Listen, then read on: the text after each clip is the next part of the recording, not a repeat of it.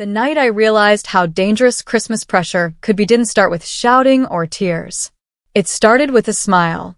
A polite message popped up on my phone while I was standing in line at a grocery store, staring at decorations I couldn't afford and pretending I wasn't counting every dollar in my head. "We can't wait to see you for Christmas," the message said. "It's important that the whole family is together this year." There was a heart emoji at the end, the kind people use to soften words that carry weight. I smiled back at my screen, but my chest tightened in a way I couldn't explain. Christmas is supposed to be warm. It's supposed to be about love, family, laughter, and second chances. That's what we're told every year through movies, ads, and social media posts showing perfect homes and happy faces. But what no one talks about is the pressure that comes with it. The pressure to show up even when you're exhausted. The pressure to give even when you're empty. The pressure to stay silent when something feels wrong, just to keep the peace. This story is about that pressure and what happens when it quietly pushes someone too far.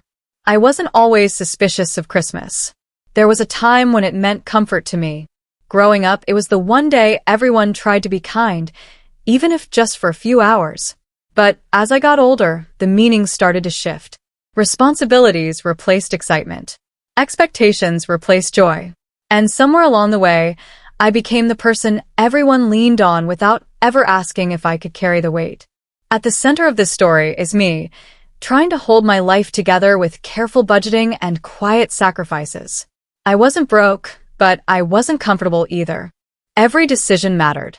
Rent, bills, groceries, helping my younger sibling when they needed it. I had learned how to say, "I'm fine," even when I wasn't, because that's what responsible adults are supposed to do. At least, that's what I told myself. Then there was my family. They weren't bad people. That's what made everything so confusing. They were loving in their own way, generous when it suited them, and very good at reminding me of what family meant whenever I hesitated. My mother believed Christmas could fix anything. My father believed tradition mattered more than feelings. And my relatives believed that if someone in the family was doing a little better than the rest, they should naturally step up. No discussion. No boundaries. Just an unspoken rule wrapped in holiday cheer. As Christmas got closer, the messages increased. Group chats buzzed with plans, menus, and gift ideas. I noticed my name mentioned more often than anyone else's. "You can handle this, right? You're so good with organizing." It would mean so much to everyone. Each message felt harmless on its own, but together they formed a quiet expectation I could feel pressing down on me. I told myself I was imagining it. I told myself I should be grateful to be included. After all, some people spend Christmas alone. Some people wish they had family to pressure them at all. That thought kept me silent, even when my stomach dropped every time I opened my phone. Even when I started losing sleep, replaying conversations in my head, and wondering how I'd manage everything without falling apart. There was one conversation, though, that changed the tone of everything. It happened late at night, when the world was quiet and honesty felt harder to avoid. A family member called me, their voice soft, almost sweet. They talked about how important this Christmas was, how everyone had been through so much, how they just wanted things to be perfect this year. Then came the pause. The kind of pause that means something big is coming. They didn't ask. They assumed. They spoke as if the decision had already been made, as if I had already agreed. And in that moment, I realized this wasn't about celebration anymore. It was about control disguised as tradition. It was about pressure dressed up as love. I hung up the phone and sat in the dark, staring at nothing. My heart was racing, not because I was angry, but because I felt trapped. If I said yes, I knew I'd be stretched beyond my limits. If I said no, I knew I'd be labeled selfish, ungrateful, or worse, heartless during the holidays. Christmas pressure doesn't come with clear villains.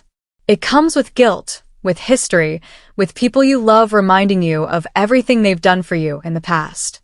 The days that followed felt heavier. Decorations went up around the city, lights blinking cheerfully, while I felt anything but cheerful.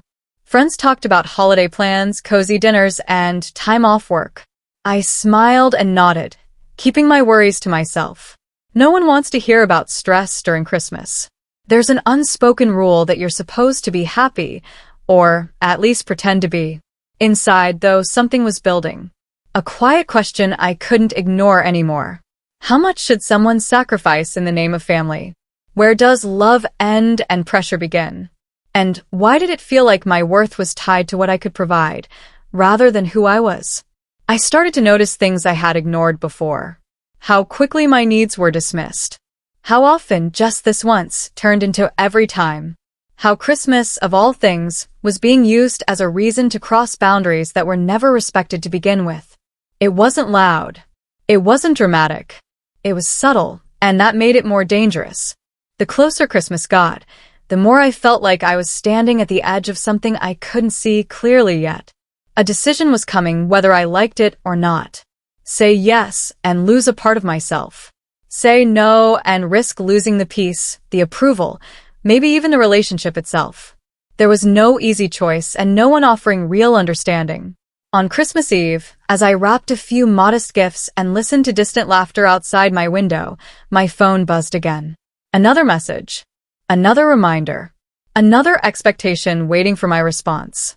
I stared at the screen, my finger hovering, knowing that whatever I replied would change everything.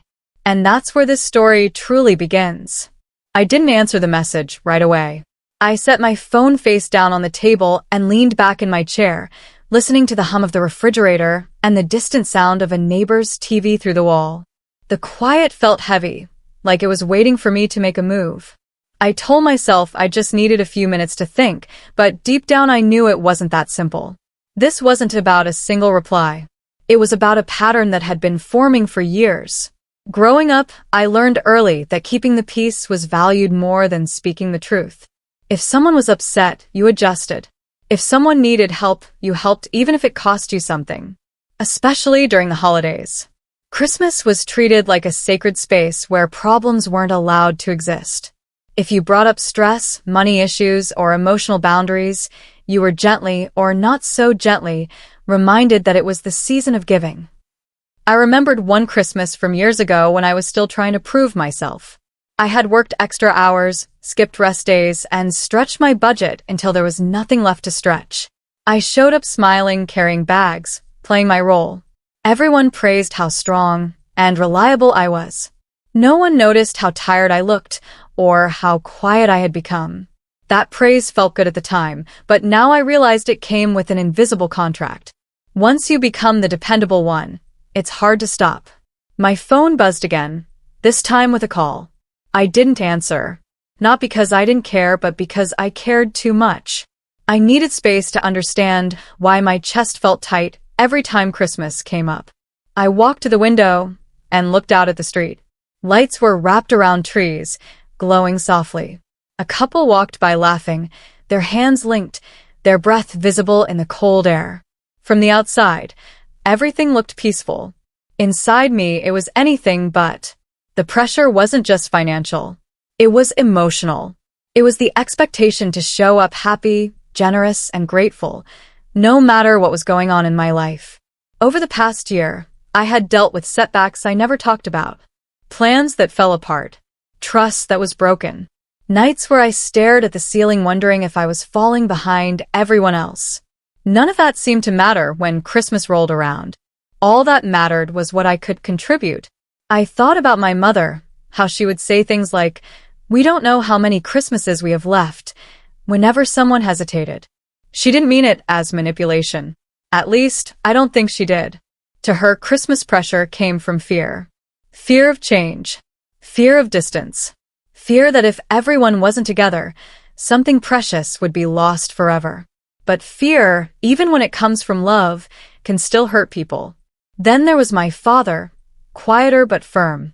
He believed showing up was a duty. Feelings came second. He had grown up believing you swallowed discomfort for the sake of family. He never asked how much something cost me, emotionally or financially. He just assumed I'd handle it the same way he always had. And maybe that's where I learned it too. As I stood there, memories kept surfacing uninvited. Times I said yes when I wanted to say no. Times I ignored my own limits because I didn't want to disappoint anyone. Each memory added weight to the moment I was in now. This Christmas felt different, though. The expectations were bigger, the assumptions heavier, and I felt closer than ever to a breaking point I couldn't see, but could feel. I picked up my phone and finally read the message again. It was worded kindly, almost casually, but I could read between the lines now. There was urgency there, a need, and beneath that, an unspoken belief that I wouldn't refuse. My name had already been written into their plans, without my consent. That realization made my hands shake, not with anger, but with clarity. I thought about sending a simple response. Something vague, something safe. Let me get back to you. I had used that line before. It bought time, but it never solved anything. Time just made the pressure grow stronger. The closer Christmas came, the harder it became to change expectations that were already set. The next day, I went about my routine like everything was normal. Work, errands, small talk. People asked if I was ready for Christmas, and I nodded automatically. I said the words everyone expects to hear. Inside, I felt like I was carrying a secret, a question that wouldn't leave me alone. What happens when you stop playing your assigned role? That evening, I met a friend for coffee. They talked about their own holiday stress, joking about family drama and awkward dinners. I laughed along, but when they asked how I was doing, I hesitated. For a moment, I considered telling the truth about the pressure, the fear of disappointing everyone, the feeling of being used instead of valued. But the cafe was loud, and Christmas music played in the background, cheerful and relentless. I swallowed my words and said I was fine. On my way home, I realized how alone that made me feel. Not because I had no one, but because I wasn't letting anyone see the real weight I was carrying. Christmas pressure thrives in silence. It grows when everyone pretends it's normal to sacrifice without question. When I got home, there was another message waiting. This one was more direct. Still polite, but clearer.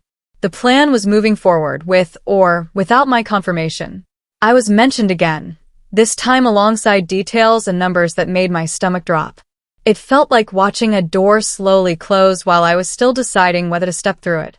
I sat on the edge of my bed, phone in my hand, feeling the familiar pull to give in. To make it easier for everyone else. To ignore the warning signs my body was sending me. But something had shifted. I couldn't unsee the pattern anymore. This wasn't just about one Christmas.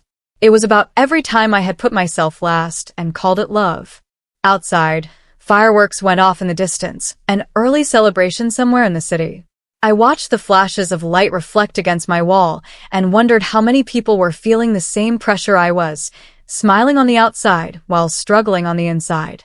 How many people were about to make a decision they'd regret, just to avoid conflict during the holidays. My phone buzzed once more, breaking my thoughts.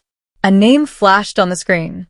I knew answering it would pull me deeper into a conversation I wasn't ready to have. Not answering felt like a choice too, one that could have consequences I didn't fully understand yet. I stared at the screen as it rang, my heart pounding, knowing that whatever happened next would push the story in a direction I could no longer control. The phone stopped ringing, but the silence that followed felt louder than the call itself. I didn't reject it. I didn't answer it either. I let it fade, knowing that this pause would be noticed. In my family, silence was never neutral. It was interpreted. It meant hesitation, resistance, or worse, disrespect. I placed the phone on the nightstand and lay back, staring at the ceiling, replaying the sound of the ringtone in my head like a warning bell I couldn't unhear. The next morning, I woke up with a heaviness that settled deep in my chest. It wasn't panic exactly.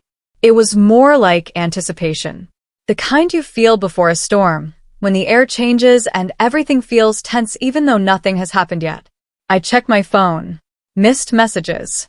A few short ones, carefully worded, asking if everything was okay. On the surface, they sounded caring.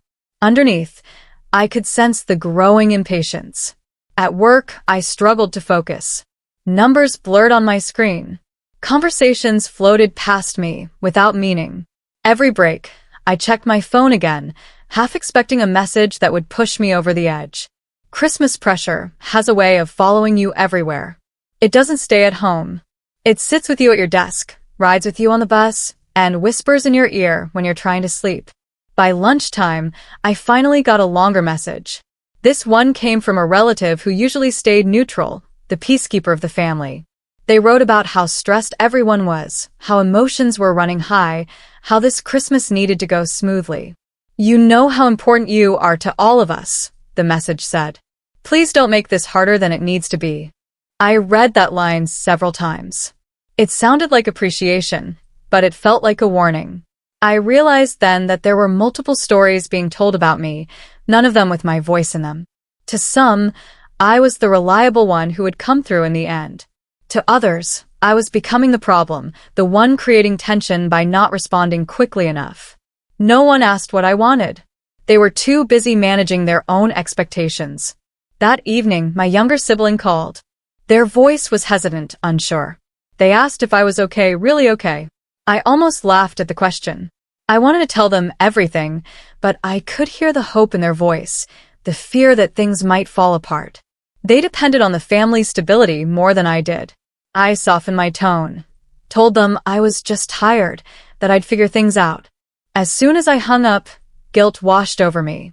Not because I had lied, but because I knew my silence was already affecting others. Another layer of pressure revealed itself then.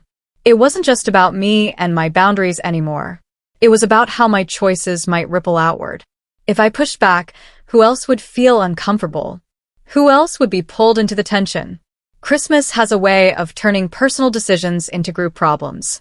Later that night, I received a voice message from my mother. Her tone was gentle but strained. She talked about how much she had been looking forward to this Christmas, how she imagined everyone together, laughing, finally feeling normal again after a hard year. She didn't mention money or plans directly. She didn't have to. The message ended with, "I just hope you're not pulling away from us." That sentence stayed with me. Pulling away. As if protecting myself automatically meant abandoning everyone else. As if closeness could only exist if I complied. I sat on the edge of my bed again, holding my phone, wondering when love had started to feel like obligation. In the days that followed, I began to notice small shifts. Group chat conversations changed tone when I didn't respond immediately. Plans were discussed as if my involvement was guaranteed, then followed by pointed questions when I didn't confirm. There was a subtle rewriting of reality happening in real time. My hesitation was being framed as uncertainty, then as inconvenience, and slowly, as selfishness. I tried to imagine how this would look from the outside. A family preparing for Christmas, one person suddenly acting distant. It would be easy to judge me. Easy to say I was overthinking, being dramatic, making a big deal out of nothing. That thought made me doubt myself. Maybe I was imagining the pressure. Maybe this was just how families worked during the holidays. But then I looked at my budget again. I looked at my schedule. I looked at my emotional energy, already stretched thin. And I knew the cost was real, even if no one else wanted to see it. One night, I dreamed about Christmas dinner. Everyone was seated at the table, smiling, plates full. There was an empty chair with my name on it. No one noticed it was empty, but I could see it clearly. I woke up with my heart racing, unsure whether the dream was about being excluded or finally choosing not to show up. The next message I received came from someone I least expected. A relative who rarely spoke up, who usually followed along quietly. They wrote to me privately, asking if I was feeling pressured. Just that. No assumptions. No guilt. I stared at the screen, surprised by the sudden feeling of being seen. I didn't answer right away, but their question cracked something open in me. It confirmed that what I was feeling wasn't invisible. Someone else had noticed.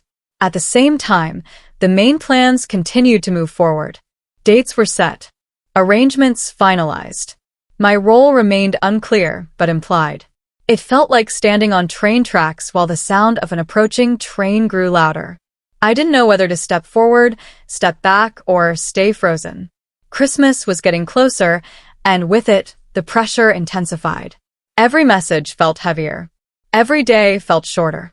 I could sense that a confrontation was inevitable, even if no one wanted to name it yet. The polite language was starting to crack, revealing frustration underneath. One evening, as I scrolled through old photos on my phone, I stopped on a picture from a past Christmas. I was smiling, arms around family members, looking happy. But I remembered that day clearly. I remembered how exhausted I was. How I had cried quietly in the bathroom before dinner, then wiped my face and gone back out, pretending everything was perfect. I set the phone down, my hands trembling slightly. I knew I couldn't go through another Christmas like that. But knowing something and acting on it are two very different things. Acting would mean challenging expectations that had been in place for years. It would mean risking disappointment, conflict, and maybe even distance. My phone buzzed again, lighting up the room. A new message. Short. Direct. Asking for a clear answer. I didn't open it right away. I sat there, breathing slowly, aware that this moment was another step closer to something that couldn't be undone.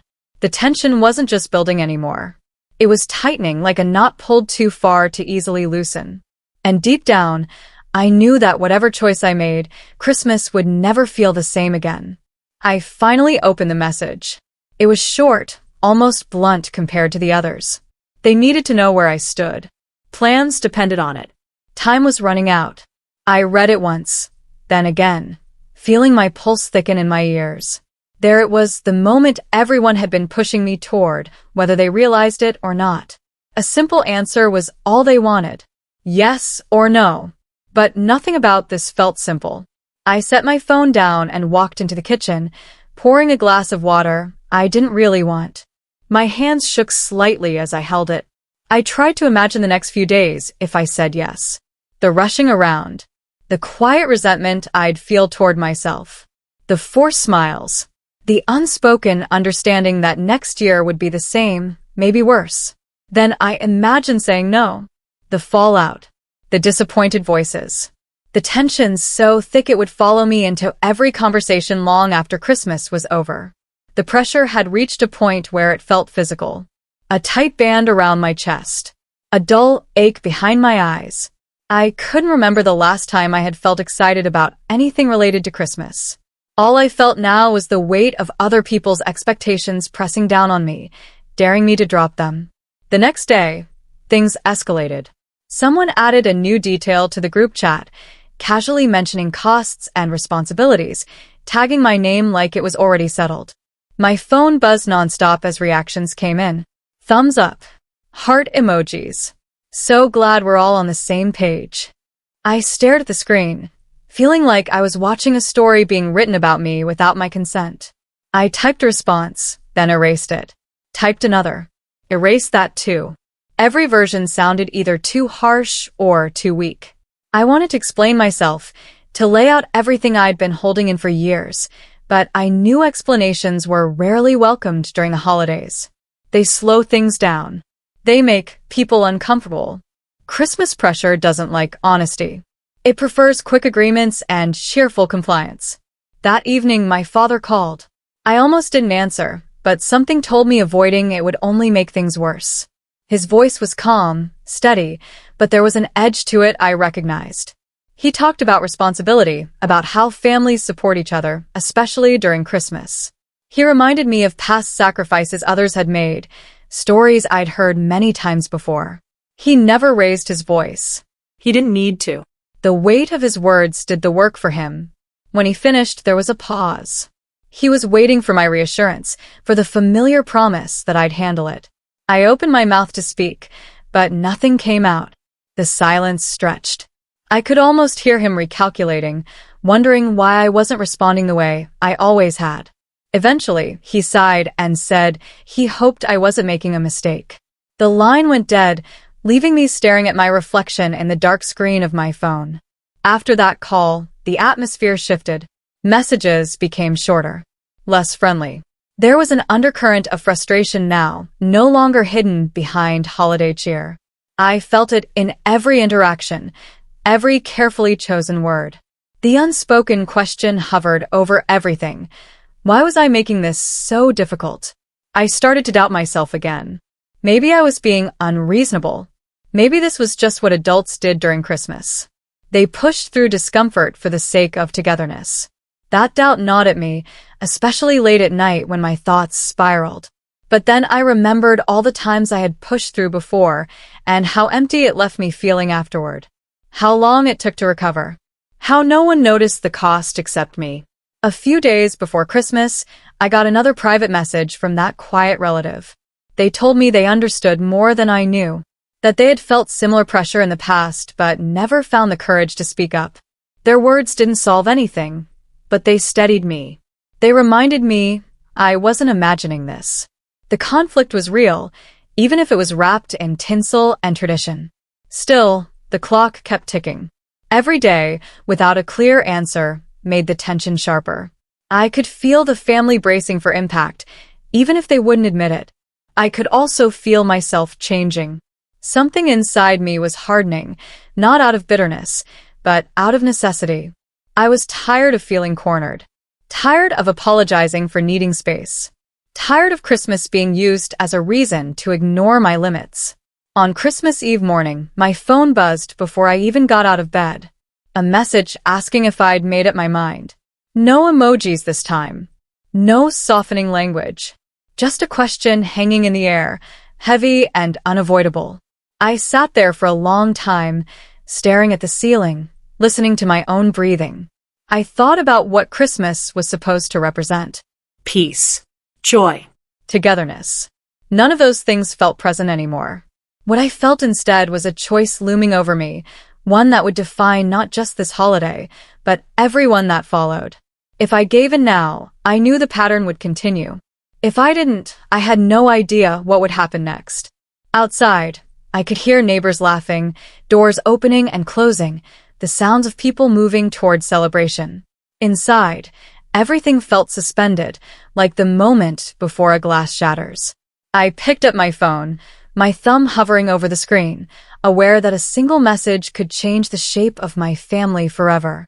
Another call came in, this time from my mother. I didn't answer immediately.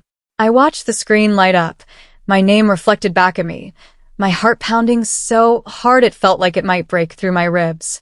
This was it, the edge of the cliff I'd been walking toward for weeks. I knew that once I stepped forward, there would be no going back. As the phone rang, I took a deep breath, knowing that whatever I said next would pull all the hidden tension into the open. Christmas pressure had done its work. The moment of truth was finally here. The phone stopped ringing before I could decide what to do. My mother hadn't left a voicemail. That silence felt intentional, like a line drawn in the sand. I sat there, phone still in my hand, my heart racing, knowing that whatever came next wouldn't be gentle. I hadn't answered, and that alone had already changed the tone of everything. A few minutes later, a message appeared in the family group chat. It wasn't addressed to me directly, but I knew it was meant for me. It talked about how plans had to move forward, how uncertainty was stressful for everyone, how last-minute changes could ruin Christmas for the whole family. People responded quickly, agreeing, adding comments about how hard this season already was. No one mentioned my name, but it felt like a spotlight was fixed on me. Then came the twist I didn't see coming. A message popped up from a relative I trusted, someone who usually stayed out of drama. They said they had just learned something important and felt I should know. My stomach tightened as I opened it. They explained that the plan everyone was pressuring me into wasn't exactly what I'd been told. There were additional expectations, financial and otherwise, that hadn't been shared with me yet. Things were being discussed behind the scenes, assuming I would eventually agree. I felt a rush of heat through my body, a mix of shock and hurt. It wasn't just pressure anymore. It was assumption layered on top of assumption. Decisions were being made in my name, using my silence as consent. Christmas pressure had quietly turned into something else entirely, something that felt closer to betrayal. I asked for clarification, my fingers trembling as I typed. The response came quickly. Yes, they confirmed. People were counting on me to handle more than I realized. They thought it was better not to overwhelm me all at once. They believed that once I said yes, I'd figure it out, like I always did. I stared at the screen, my vision blurring slightly. That familiar phrase echoed in my head. You'll figure it out. It sounded like confidence, but it was really dismissal. A way to avoid acknowledging the cost of what they were asking. A way to make my limits invisible. Before I could respond, another message arrived. This one was from my younger sibling. They sounded confused and anxious. They had overheard a conversation and wanted to know if it was true that I might not come or might not help the way everyone expected. They asked if something was wrong, if they had done something. Reading their words made my chest ache. The pressure wasn't just squeezing me anymore. It was spilling over onto people I cared about. I reassured them as best I could, choosing my words carefully. I didn't lie, but I didn't tell the whole truth either. Not yet. I wasn't ready to pull them into the center of the conflict. As soon as I sent the message, guilt followed close behind. Keeping everyone comfortable meant keeping myself silent, and I was starting to see how deeply that habit was rooted. That evening, my mother called again. This time, I answered. Her voice sounded tired, not angry, but strained in a way that made my resolve waver. She talked about how disappointed everyone was, how they didn't understand what was going on with me. She said people were starting to talk, to worry. Then she said something that caught me completely off guard. She told me that if I backed out now, certain plans would fall apart completely. That people had already made promises based on my involvement. That there might be consequences I couldn't take back. She didn't threaten me outright, but the implication hung heavy between us. Christmas, family harmony, even long-standing relationships were suddenly tied to my decision. I felt like the ground had shifted beneath me. This wasn't just about pressure anymore. It was about leverage. Whether intentional or not, the situation had been set up so that my choice would affect everyone, and everyone would know it was me. The weight of that realization made it hard to breathe. After the call ended, I sat in the dark, replaying everything I'd learned. The hidden expectations. The private conversations. The way my silence had been used to move things forward without me. It felt like I was standing in the middle of a story that had been written around me, not with me. As Christmas drew closer, the atmosphere grew sharper. Messages became more urgent. The language shifted from hopeful to frustrated. I noticed how quickly support turned into pressure, how easily concern became control. It was unsettling to watch, especially knowing that all of it was wrapped in the language of love and tradition. Then, late one night, I received another unexpected message. This one came from someone older in the family, someone whose opinion carried weight. They told me they had heard bits and pieces of what was happening and wanted to talk.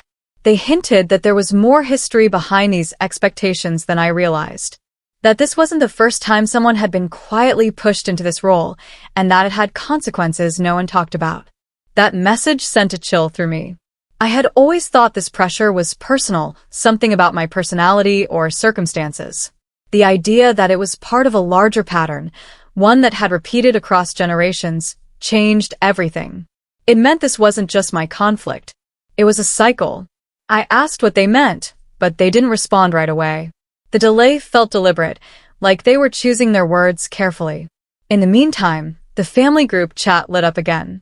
Someone announced a final timeline. Decisions needed to be locked in by the next day. There was no room left for uncertainty. I felt pulled in opposite directions. On one side, the growing understanding that I was being asked to carry more than my share, that Christmas pressure had crossed into something unfair. On the other, the fear of what would happen if I finally said no, especially now that the stakes had been raised so high. When the older relative finally replied, their message was short but heavy.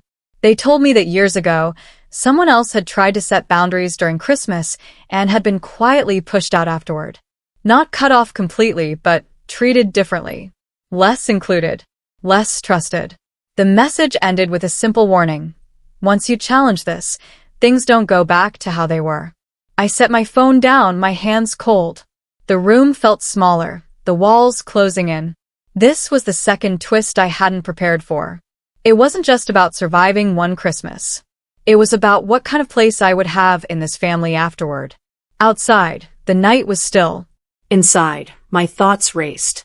Every path forward seemed to come with loss attached. I knew the climax was close. The moment where silence would no longer protect me and choice would become unavoidable. My phone buzzed again, lighting up the darkness. Another message. Another reminder that time was running out. I took a slow breath, knowing that whatever I did next would not only decide this Christmas, but set the tone for everyone that followed. I picked up the phone and answered before I could talk myself out of it. My mother's voice came through immediately, tense and emotional, like she had been holding her breath. She asked me, one last time, if I was in or out. No soft words this time. No easing into it. Just the question that had been hanging over all of us for weeks. Something in me finally settled. Not because the pressure disappeared, but because I understood it clearly now. I took a breath and told her the truth. I said I couldn't do what everyone was expecting. I said I felt overwhelmed, cornered, and taken for granted. I told her I loved my family, but I couldn't keep sacrificing my peace just to maintain a picture-perfect Christmas. The silence on the other end was sharp. Then her voice cracked. She said she didn't recognize me anymore. She said Christmas wasn't supposed to be like this. I listened without interrupting, letting her words land, even when they hurt. When she finished, I didn't apologize. That alone felt like crossing a line I'd never crossed before. Within minutes, the group chat exploded. Someone said they couldn't believe I was doing this now. Another accused me of ruining Christmas for everyone. Others stayed silent, which somehow felt worse. The pressure reached its peak in that moment, all of it crashing down at once. For a split second, I almost gave in, almost typed the message that would smooth everything over. But then something unexpected happened. The older relative who had warned me earlier sent a message to the group chat. Not privately. Publicly.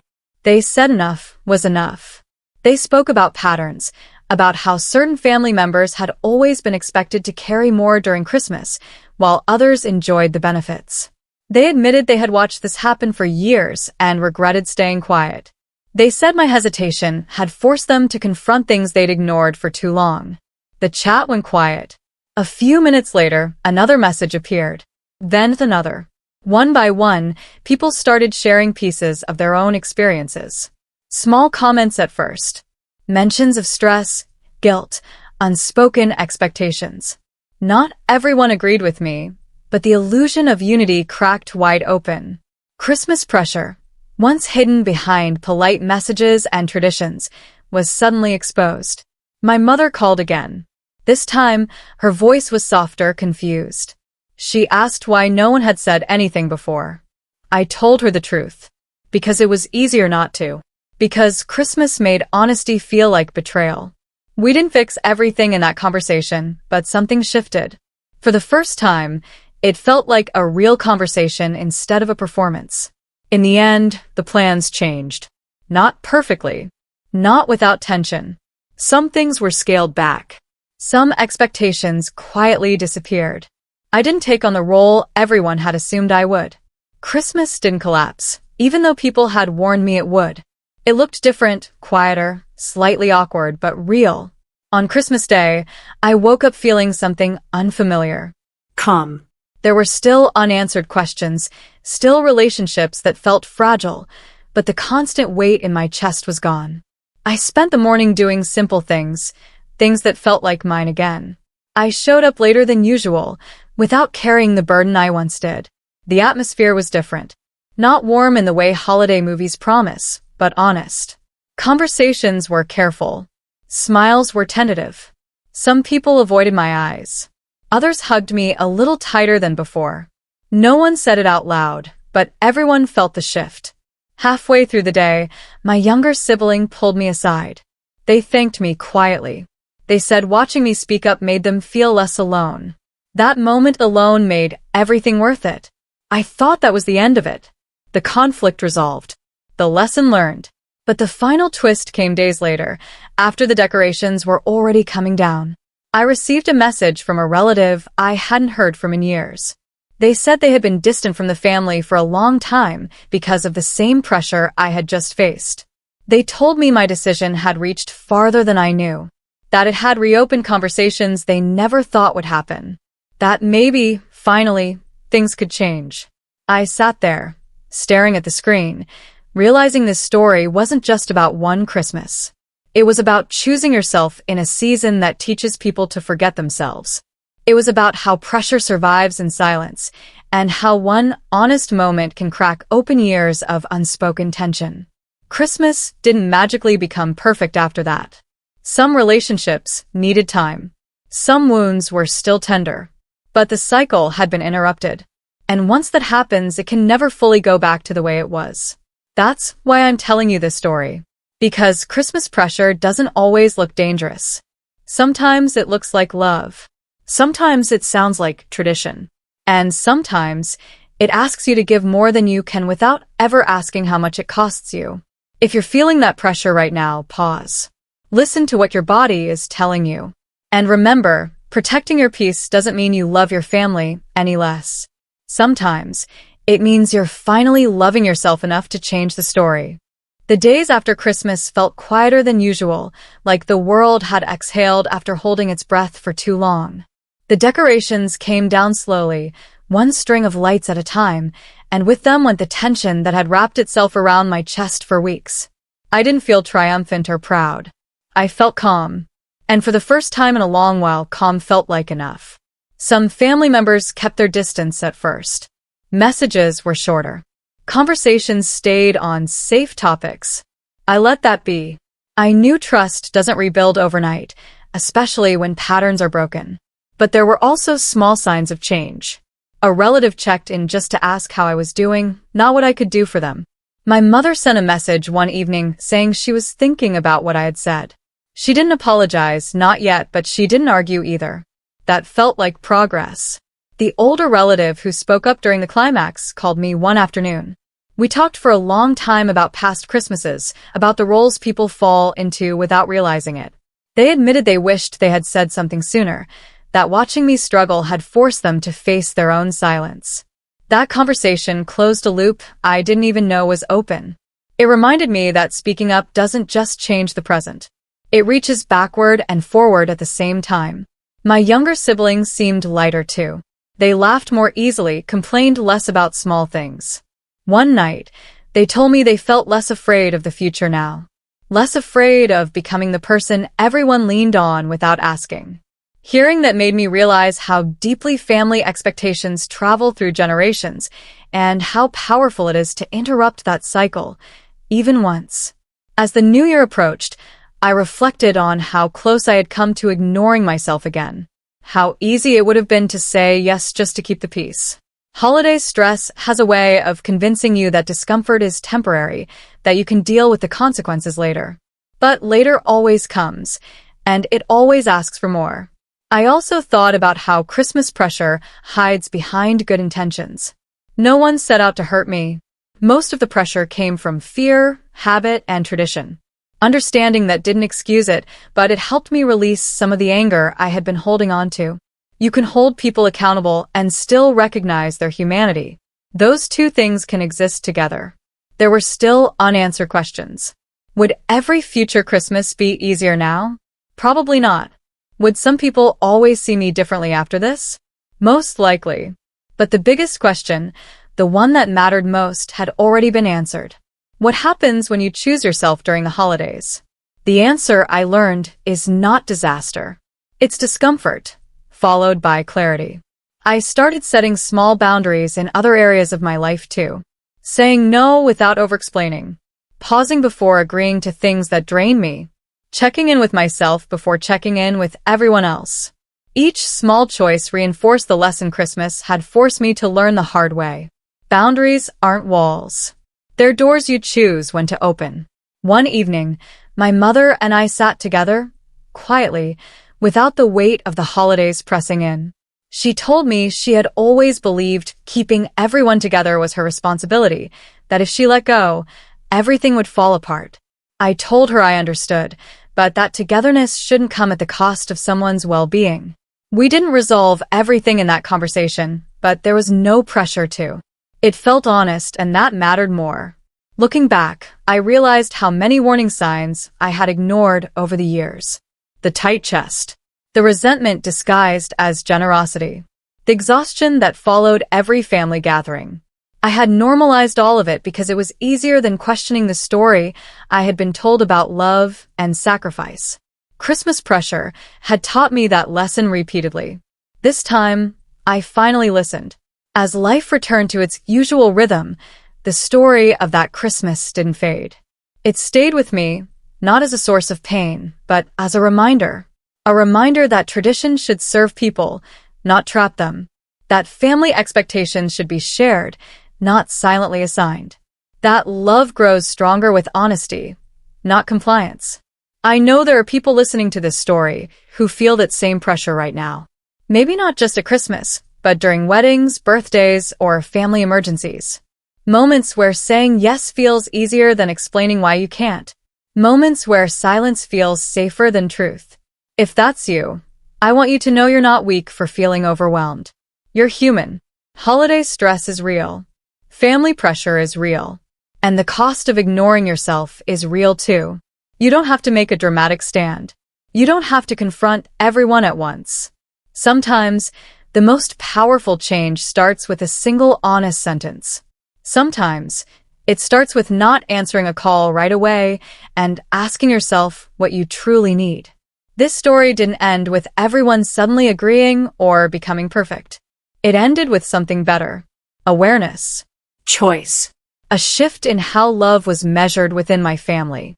Not by how much one person could give, but by how willing everyone was to listen. The next Christmas will come, as it always does. There will be lights, music, and expectations floating in the air. But when it does, I'll meet it differently. With clear boundaries.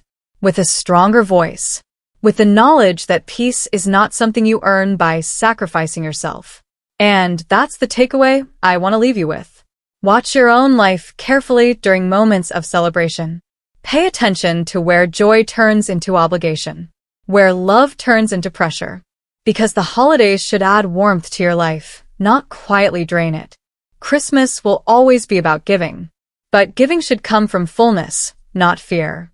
From choice, not guilt. When you understand that, the pressure loses its power, and the season becomes something you can finally breathe through. That's where my story ends. Not with perfection, but with peace.